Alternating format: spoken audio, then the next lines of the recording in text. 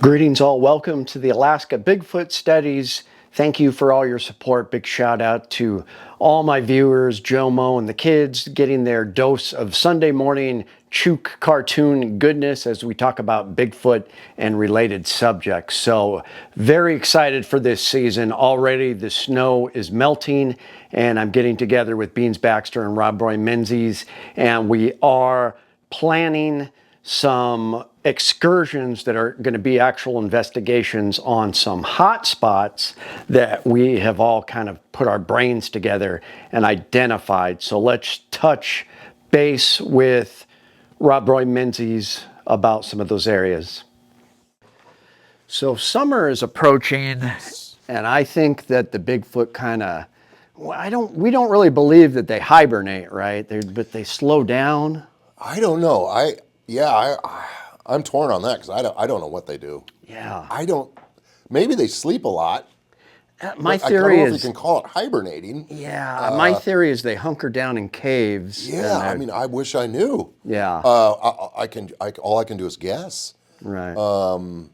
They seem to be active in the winter, but Yeah. it does seem really crazy for anything to be walking around in some of this weather out here. Yeah. I don't know. That's a good question, and I hope that in my lifetime I get to know the truth. Right. Somebody please find one of these things so we can study them or whatever.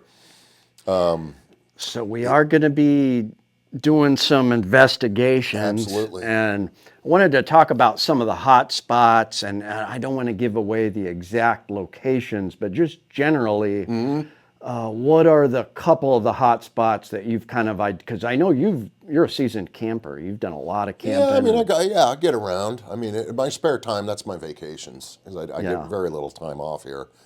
And thank God I have my camper. And Absolutely. I mean, that's something I am, thank God I can just throw some stuff in it and off I go for a quick one-nighter or a two-nighter, Yep. and then it's back to work. But I do have some general areas that I like to go that I've heard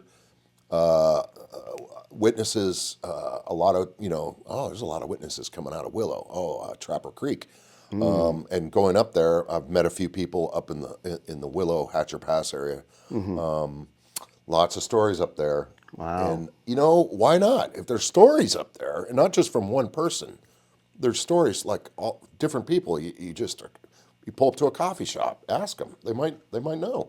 That's Oh, a low population, very Yeah. wild and rural out there too. Very, very, yeah. And everybody kind of, it's a small town. So out in Willow, I asked the coffee girl serving me coffee. Pulled up Yeah. to I said, hey, you know anything about Bigfoot out here? And her eyes got big. Yeah. And she goes, oh, yeah.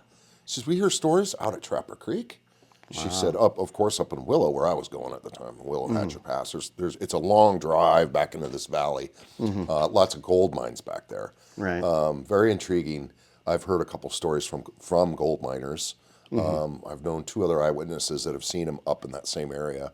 Wow. So it just seems like, and this isn't like in 1 year. This is over like a couple decades of me listening and interviewing people and going, wow, I can't believe all these people are seeing them out there. Yeah. So that has kind of transformed into more areas because of this place and people coming in and telling me, Right. wow, we had this incident happen out by Big Lake, or there's a couple other lakes out by Big Lake that there's been some activity I've been made aware of. I hope to get out there sometime. Yeah. King Mountain is another good one. I hope if we ever get out to King River, the King Mountain area. Is that the one where it's on the Palmer side, and you keep going out the highway? Yeah. Just past Sutton. Yeah, just past Sutton, past Chickaloon. There's good camping out there too. Yeah, it's more. I would say the camping's okay, but it's more the ATV ride up to the valley. Yeah. It is absolutely stunning up there. Okay. You go so far up and back into this valley, you're up with the rest of the mountains. You're up on top. Wow. And you can look around 360 and see down Cook Inlet. You can see towards Valdez. I mean, it's just stunning. Wow. Little ponds and lakes everywhere. If you want to take a dip, you can take a dip. Do some fishing. do some fishing, just to, just general exploring. Yeah. I take off with Banjo on my ATV, and it is just heaven up there. Wow. Especially when you got all day and all night, and, you don't have to work the next day. Yeah. But I've found moose bones and just wow. interesting stuff. Yeah. Not all Bigfoot stuff, but Wow. you see wildlife. You see even a helicopter. I remember I was up in the middle of nowhere, and I'm thinking there is nobody up here. And I hear something, and I look maybe a quarter of a mile down this valley, and here comes a helicopter lifting off. Military or? No, bright yellow. Wow. Must have been some kind of a tourist. Interesting. I'm like, you're kidding! All the way out here, there's a helicopter. So there's sightings out there then? There are sightings out there. That whole area, it's kind of like the Kenai Peninsula.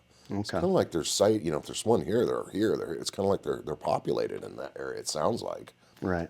Sounds like the same kind of thing, kind of in the Willow Hatcher Pass area. That whole area. I mean, it's a massive area out there, all cleared at Trapper Creek.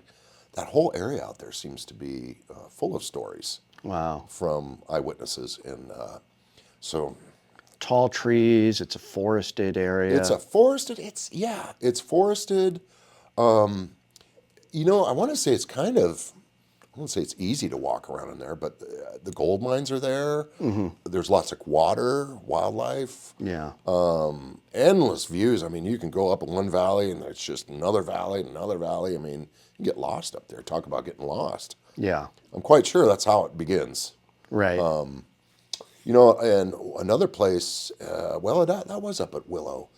I remember going up there once, and the area I like to ride, you go up, and up this mountain, and there was a missing dog picture. Oh, wow. Oh, dog missing. It was just a few days ago, like when I was there. Yeah. And I remember I'd been up there the following weekend, and there are spots up there. There's huge boulders of granite sticking out of this really soft, kind of mushy earth. Wow. And there were some spots where you're just kind of walking around, and your foot will just go right through. There's like a hole in the ground. Whoa. And the only thing covering it is a little strip of moss but it blends in with the rest of the ground. Oh. And you can walk in there and just go, phew, up to your knees in a hole. And I thought, Jeez. wow, I wonder if that's what happened to that dog. Right. It just fell into one of these holes because I mean, it wasn't bad, but I fell into it and went, wow, Yeah. that's a trap. Right. But interesting place. I love it up there. It's really cool to explore. So, even seeing a grouse once in a while is fun. Oh, that was a grouse. Foxes, maybe lynx. Those little screaming mice. I forget what those things are. They're funny. They stand up and they Wow. They look like a little mouse. Little shrew or? Not a shrew. It's kind of, they got bigger. They're kind of big. I don't say they're like this big. I forget what they're called. Yeah. Not lemmy. Not Little lemmy. kind of rock chuck type thing. Yeah, but I got them on video up at King Mountain. Yeah. Coming out of those little rocks, and Yeah. they go, eh! And then they dip down, come back seen out. them. Eh! Yeah. Those are It's like, cool. what the hell? But maybe that's what Scott's out. Oh, Right. he's got screaming mice out there. Oh, but Yeah. interesting though. I'm a good observer because I guess that's what I do. Because that's probably why I learned to draw. But Right. I see things detailed. Not much escapes when I'm looking. Right. I see all kinds of cool stuff. Animals, bones. I mean, you got to look to find it. So Yeah. Bring your camera. it's like beach combing. Yeah. It's kind of forest combing is fun too. Absolutely. Getting to know the environment and new places, and like hopefully with this summer, who knows what'll happen. Yeah. Maybe we'll have something interesting. But I'm excited. I'm looking forward to it. It'll be a Yeah. blast. So Time to camp. yes, it is. All right. Well, thank you, sir. And everybody check Thank you. out the Bigfoot Art Gallery on Facebook. And if you want, you can even order some of his prints of his artwork. Yeah. Sells a lot of it. And we've been getting a few more people calling now. I just sent a couple of mugs and a Okay. print to Pennsylvania. Ooh. So That's what I'm going to get today. a mug. yeah, and your coffee will taste better, guaranteed, in my It mugs. will. So you betcha. All right. Thank you, sir. Thank you.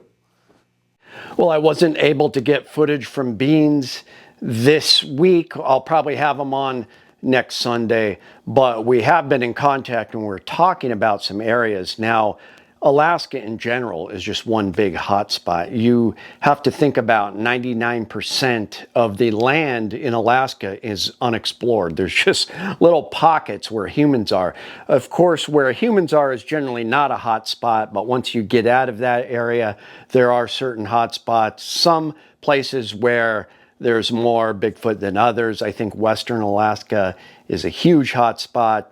Obviously, the Kenai Peninsula and that whole area where Area A is, Sasquatch Bay, some of the places I've checked out. Of course, the Port Chatham and everything, huge hotspot. The interior of Alaska, huge. Southeast Alaska and the Panhandle, that's a huge hotspot. And that's, you know, you're getting into the same West Coast areas, you know, Washington, British Columbia, basically that same stretch. So it's a huge hotspot. And then the Arctic slope and just all of Alaska. But we have identified a few places that I think are of interest, and very soon we've already got dates for our camping trips and investigations planned, so we're going to be checking it out. I'm very excited. Sound off in the comments where you think the hot spots are, where we should go this summer. The snow is melting and I cannot wait. Thanks guys. We'll see you next Sunday.